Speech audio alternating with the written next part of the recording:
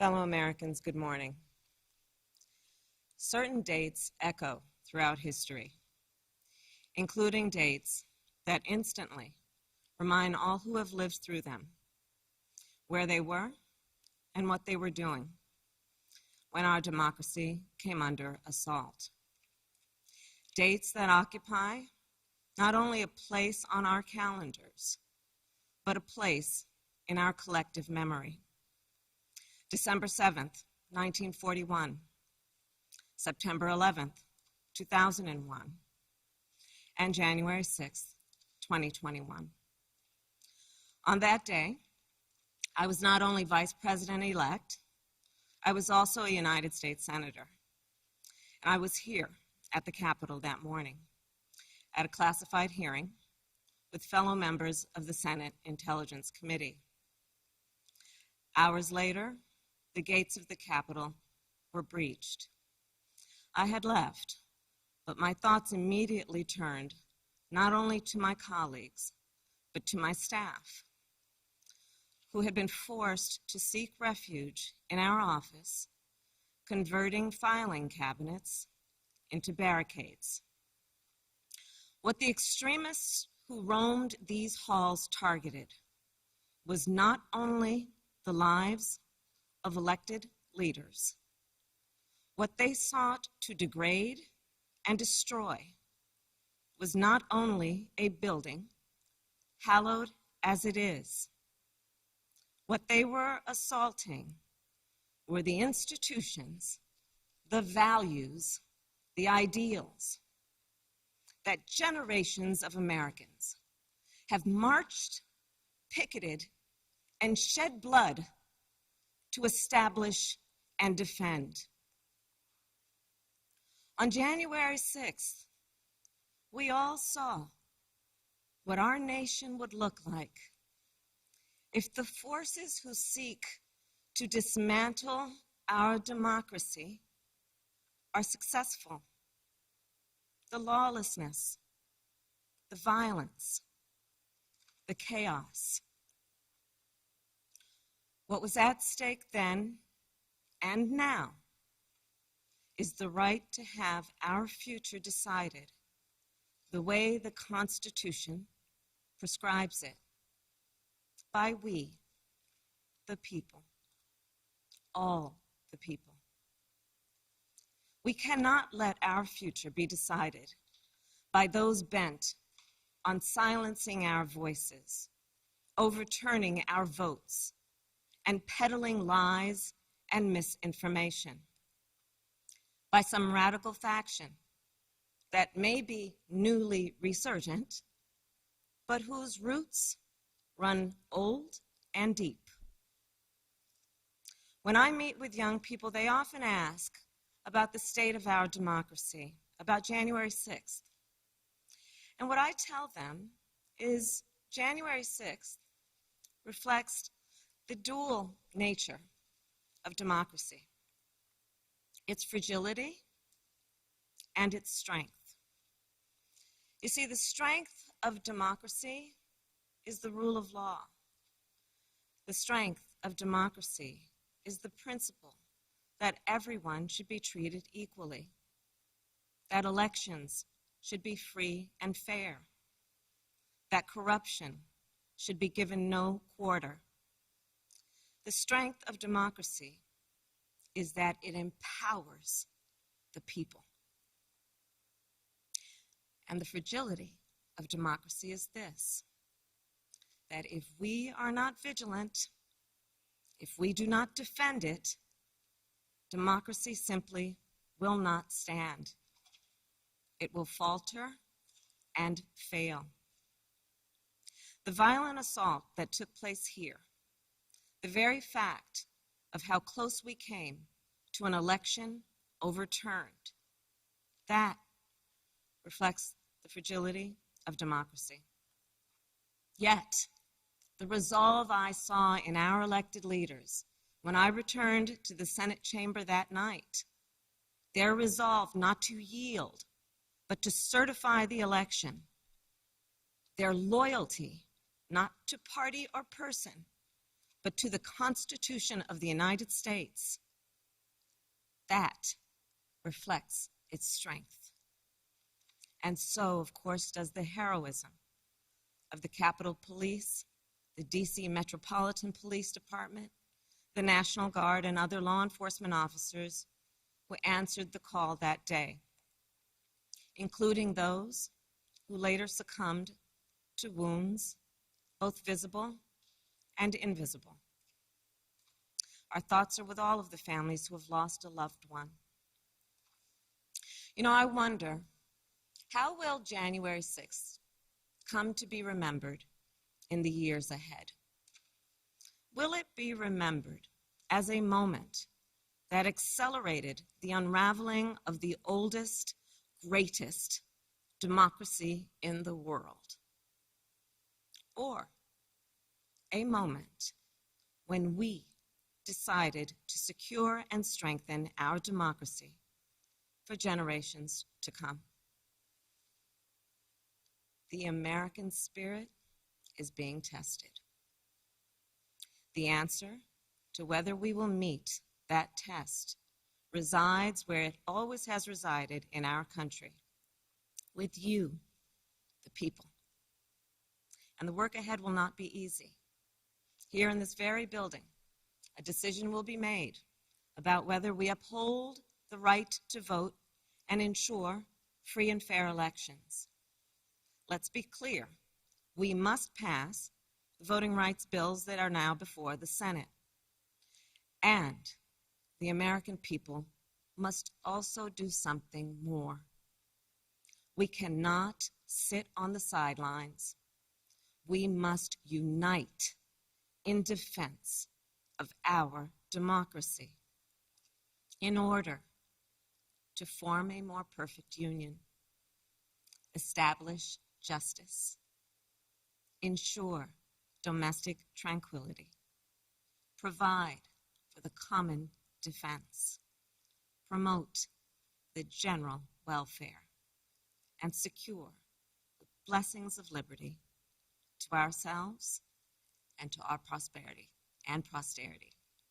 That is the preamble of the Constitution that President Biden and I swore an oath to uphold and defend. And that is the enduring promise of the United States of America.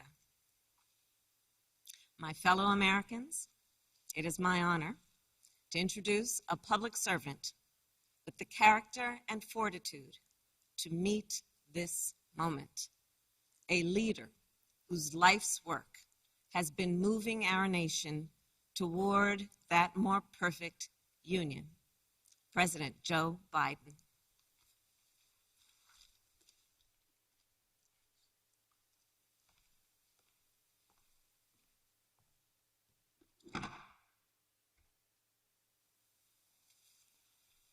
Madam Vice President, my fellow Americans, to state the obvious, 1 year ago today, in this sacred place, democracy was attacked, simply attacked.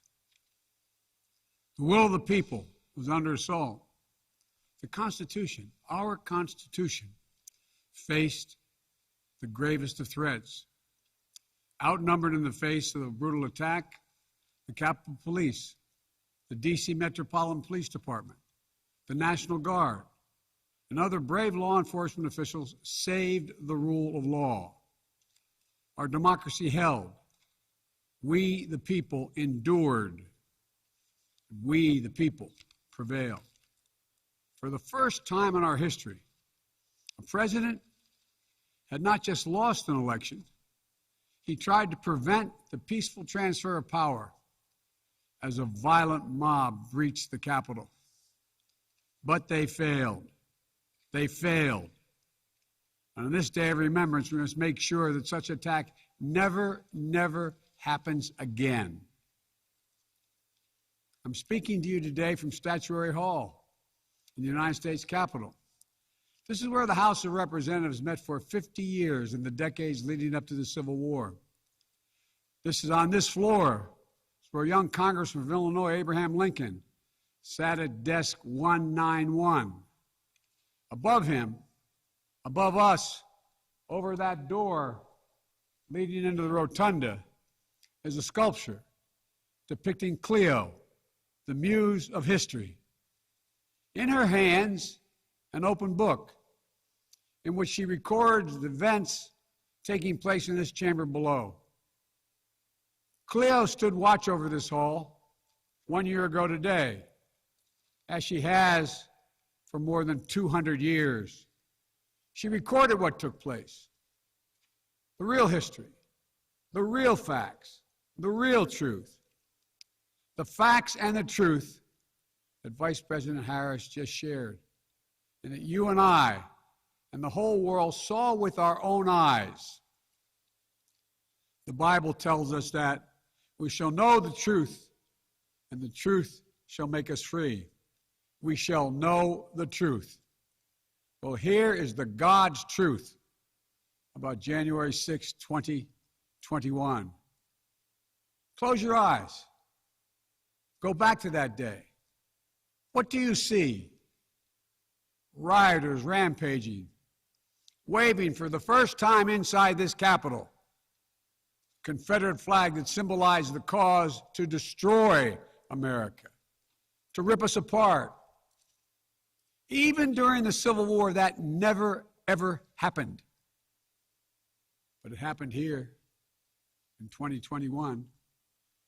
What else do you see?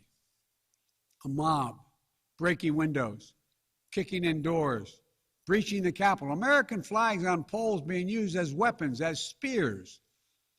Fire extinguishers being thrown at the heads of police officers. A crowd that professes their love for law enforcement assaulted those police officers, dragged them, sprayed them, stomped on them. Over 140 police officers were injured. We all heard the police officers who were there that day testify to what happened. One officer called it, quote, a medieval battle, and that he was more afraid that day than he was fighting the war in Iraq. They've repeatedly asked since that day, how dare anyone diminish, belittle, or deny the hell they were put through? We saw with our own eyes.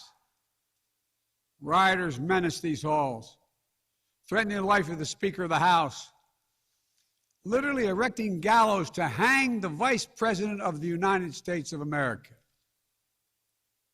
What did we not see? We didn't see a former president who had just rallied the mob to attack, sitting in the private dining room off the Oval Office in the White House, watching it all on television and doing nothing for hours as police were assaulted, lives at risk, the nation's capital under siege. This wasn't a group of tourists. This was an armed insurrection. They weren't looking to uphold the will of the people. They were looking to deny the will of the people. They weren't looking to uphold a free and fair election. They were looking to overturn one. They weren't looking to save the cause of America. They were looking to subvert the Constitution. This isn't about being bogged down in the past. This is about making sure the past isn't buried. That's the only way forward. That's what great nations do. They don't bury the truth. They face up to it. Sounds like hyperbole, but that's the truth. They face up to it. We are a great nation. My fellow Americans, in life there's truth, and tragically there are lies. Lies conceived and spread for profit and power. We must be absolutely clear about what is true and what is a lie. And here's the truth. The former President of the United States of America has created and spread a web of lies about the 2020 election. He's done so because he values power over principle, because he sees his own interest is more important than his country's interest, than America's interest. And because his bruised ego matters more to him than our democracy or our Constitution, he can't accept he lost, even though that's what 93 United States senators, his own attorney general, his own vice president, governors and state officials in every battleground state have all said he lost. That's what 81 million of you did as you voted for a new way forward. He has done what no president in American history, the history of this country, has ever done. He refused to accept the results of an election and the will of the American people. While some courageous men and women in the Republican Party are standing against it, trying to uphold the principle of that party, too many others are transforming that party into something else. They seem no longer to want to be the party of Lincoln, Eisenhower, Reagan, the Bushes. But whatever my other disagreements are with Republicans who support the rule of law and not the rule of a single man, I will always seek to work together with them to find shared solutions where possible. Because if we have a shared belief in democracy, then anything is possible. Anything. And so at this moment, we must decide, what kind of nation are we going to be? Are we going to be a nation that accepts political violence as a norm? Are we going to be a nation where we allow partisan election officials to overturn the legally expressed will of the people? Are we going to be a nation that lives not by the light of the truth, but in the shadow of lies? We cannot allow ourselves to be that kind of nation. The way forward is to recognize the truth and to live by it. The big lie being told by the former president and many Republicans who fear his wrath is that the insurrection in this country actually took place on Election Day, November 3rd, 2020. Think about that. Is that what you thought? Is that what you thought when you voted that day? Taking part in an insurrection? Is that what you thought you were doing?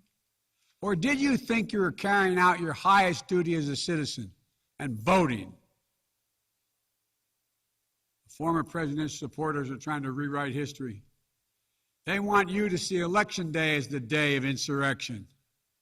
And the riot that took place here on January 6th as a true expression of the will of the people. Can you think of a more twisted way to look at this country, to look at America? I cannot. Here's the truth. The election of 2020 was the greatest demonstration of democracy in the history of this country. More of you voted in that election than have ever voted in all of American history. Over 150 million Americans went to the polls and voted that day. In a pandemic, some at great risk to their lives. They should be applauded, not attacked. Right now, in state after state, new laws are being written, not to protect the vote, but to deny it. Not only to suppress the vote, but to subvert it.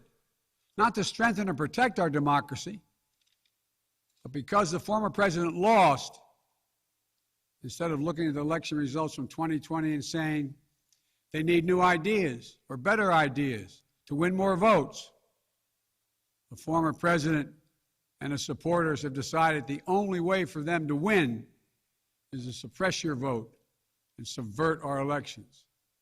It's wrong. It's undemocratic. And frankly, it's un-American. The second big lie being told by the former president and his supporters is that the results of the election of 2020 can't be trusted. The truth is that no election in American history has been more closely scrutinized or more carefully counted.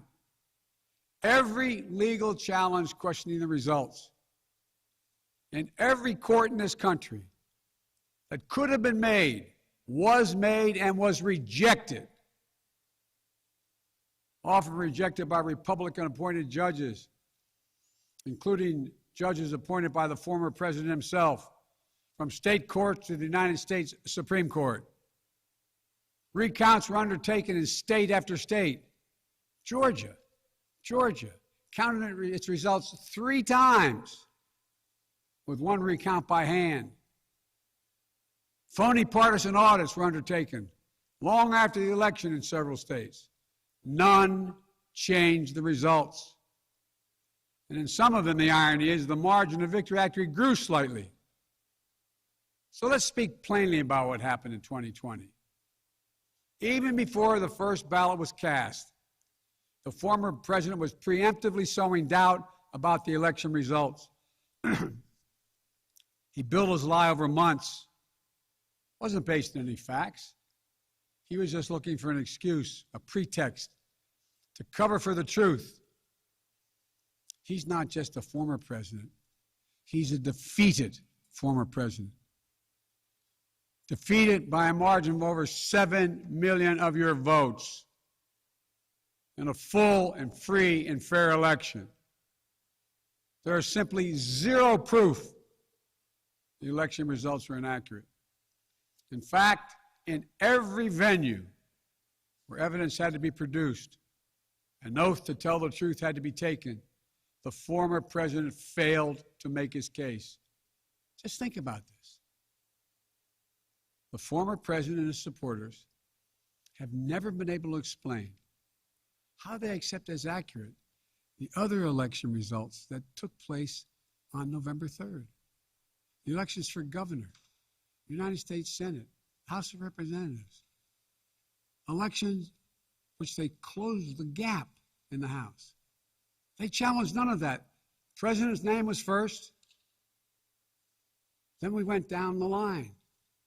Governors, senators, House of Representatives. Somehow those results are accurate on the same ballot. But the presidential race was flawed. And on the same ballot, the same day, cast by the same voters, the only difference, the former president didn't lose those races. He just lost the one that was his own. Finally, the third big lie being told by a former president and his supporters is that the mob who sought to impose their will through violence are the nation's true patriots. Is that what you thought when you looked at the mob ransacking the Capitol, destroying property, literally defecating in the hallways, rifling through the desks of senators and representatives, hunting down members of Congress? Patriots? Not in my view.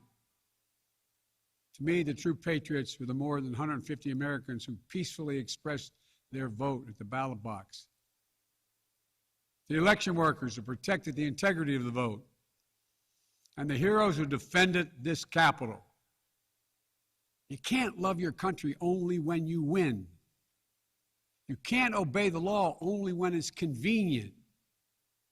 You can't be patriotic when you embrace and enable lies.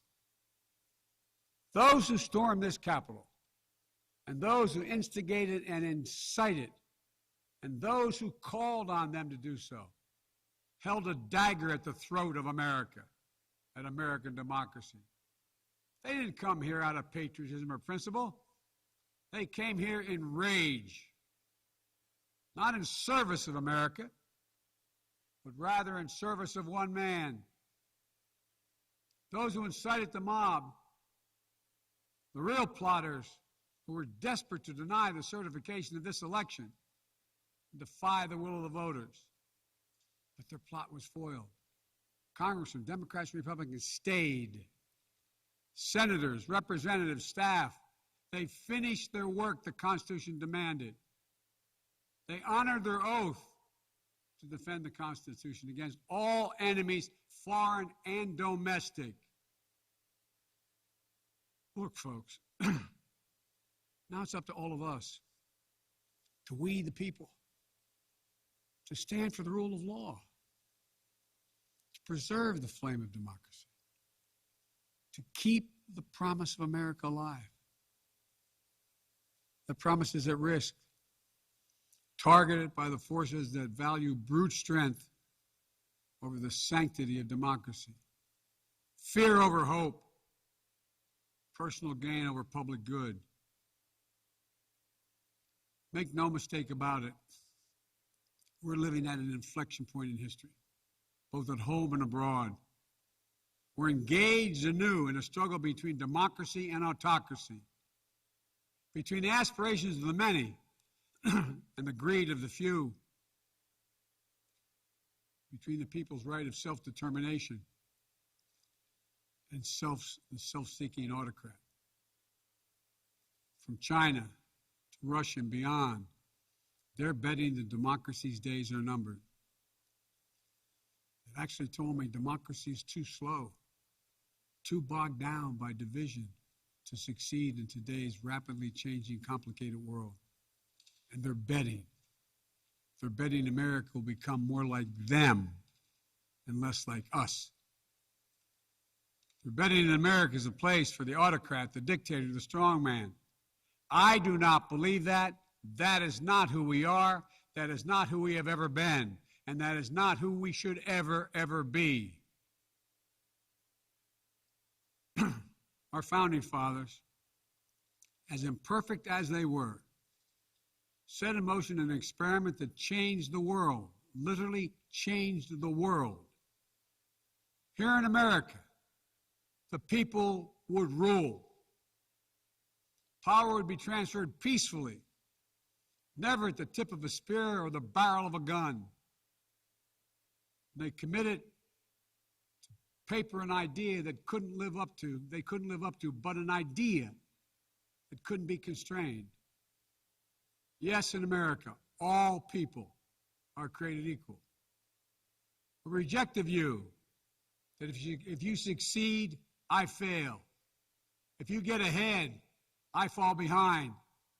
If I hold you down, I somehow lift myself up. The former president who lies about this election and the mob that attacked this Capitol could not be further away from the core American values. They want to rule, or they will ruin. Ruin what our country fought for at Lexington and Concord, at Gettysburg and Omaha Beach, Seneca Falls, Selma, Alabama. What we were fighting for? The right to vote, the right to govern ourselves, the right to determine our own destiny. With rights come responsibilities. Responsibility to see each other as neighbors. Maybe we disagree with that neighbor, but they're not an adversary. Responsibility to accept defeat. Then get back in the arena and try again the next time to make your case.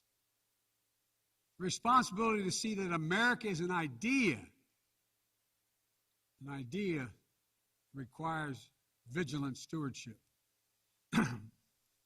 As we stand here today, 1 year since January 6, 2021, the lies that drove the anger and madness we saw in this place, they have not abated. So we have to be firm, resolute, and unyielding in our defense of the right to vote and to have that vote counted. Some have already made the ultimate sacrifice in this sacred effort. Jill and I have mourned police officers in this Capitol Rotunda not once but twice in the wake of January 6th. Once to honor Officer Brian Sicknick, who lost his life the day after the attack, and a second time to honor Officer Billy Evans, who lost his life defending this Capitol as well. We think about the others who lost their lives and were injured, and everyone living with the trauma of that day, from those defending this Capitol, to members of Congress in both parties and their staffs, to reporters, cafeteria workers, custodial workers, and their families. Don't kid yourself. The pain and scars from that day run deep. I've said it many times,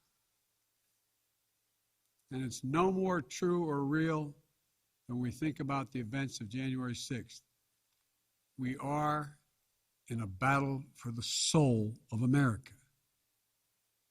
A battle that by the grace of God and the goodness and greatness of this nation, we will win. Believe me, I know how difficult democracy is, and I'm crystal clear about the threats America faces. But I also know that our darkest days can lead to light and hope. From the death and destruction, as the Vice President referenced in Pearl Harbor, came the triumph over the forces of fascism. From the brutality of Bloody Sunday on the Edmund Pettus Bridge came historic voting rights legislation. So now let's step up, write the next chapter in American history, where January 6th marks not the end of democracy, but the beginning of a renaissance of liberty and fair play. I did not seek this fight brought to this Capitol 1 year ago today, but I will not shrink from it either. I will stand in this breach. I will defend this nation, and I will allow no one to place a dagger at the throat of democracy. We will make sure the will of the people is heard, that the ballot prevails, not violence, that authority in this nation will always be peacefully transferred.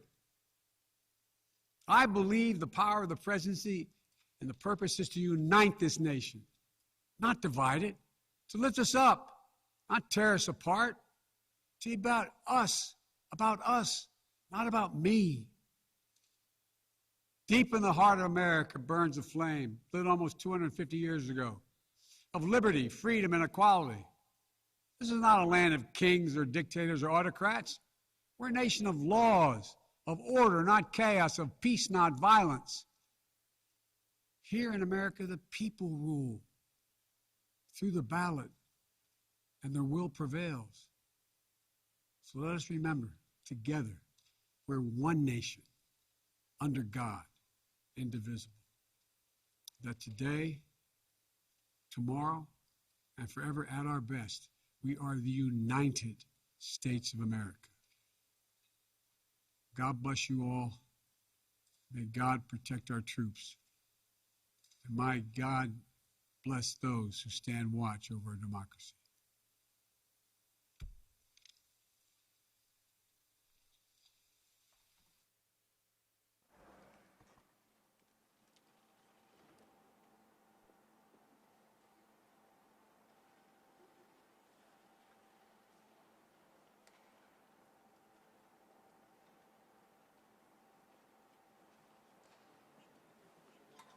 All right, pull.